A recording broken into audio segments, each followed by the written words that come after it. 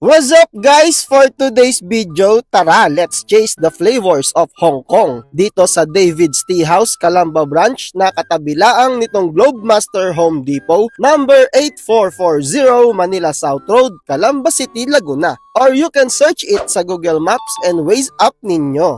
Nagsoserve sila dyan ng iba't ibang klaseng dim sum, congee, soups, chicken, pork, beef, seafoods, vegetables at marami pang iba. Maganda din yung place nila, madaming tao pero hindi siksikan and fully air-conditioned pa. Siyempre, hindi mawawala itong hot tea nila that they serve before your meal habang nag-aantay ka. Ito nga pala ang mga in-order namin, itong polon chai with seafood soup na talagang isa-serve pa nila mismo sa inyo. Tapos, hakaw shrimp, shark's fin dumpling, broccoli flour with garlic, lechon kawali at itong kanilang David's fried rice. Ang sarap nitong polon chai seafood soup nila guys, perfect pampainit ng sikmura sa maulan na panahon. And the rest, edi kung ano yung typical na lasa ng mga nabanggit ko kanina. All in all, okay yung servings, may enjoy mo talaga yung foods, sulit yung bayad, maganda yung place, very attentive at hindi pa iwas yung tingin ng mga crew nila pag may additional needs ka pa, and masarap yung foods. Hindi naman halata sa mesa namin, di ba? And that's it.